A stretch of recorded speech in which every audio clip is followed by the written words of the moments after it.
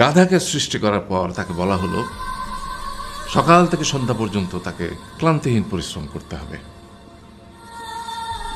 সারা জীবন তাকে পিঠে ভারী বোঝা বইতে হবে, খেতে পাবে শুধু ঘাস, আর তার মাথায় কোনো বুদ্ধি থাকবে না।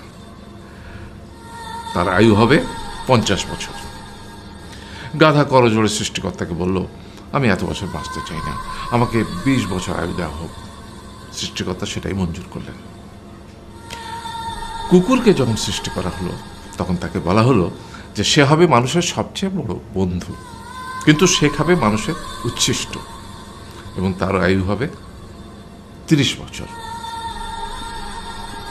কুকুর সৃষ্টিকর্তাকে বলল, আমি এত বছর বাঁচতে চাই না, আমাকে 15 বছর আয়ু দেওয়া হোক।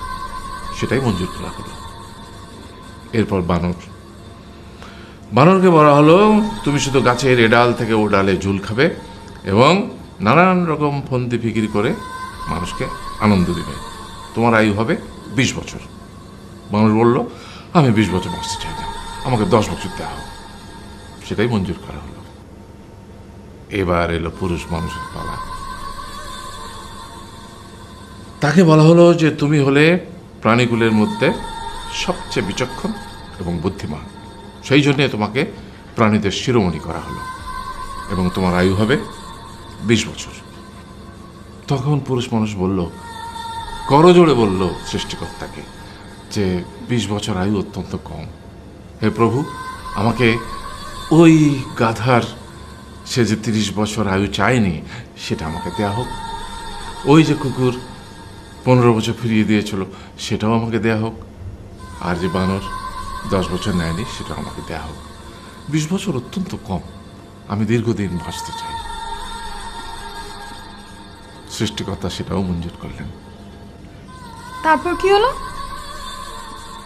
সেই থেকে ছেলেরা পুরুষ মানুষ হিসেবে বাঁচে 20 বছর, তারপরের 30 বছর সংসারের বোঝা পিঠে করে বয়ে বেড়ায়, সেটা কার মতো? গাধার মতো। তারপরের 15 বছর সে তার ছেলেমেয়েরা যা দেয় সেই রকম ঠিক কুকুরের মতো উচ্ছিষ্ট খেয়ে বাঁচে।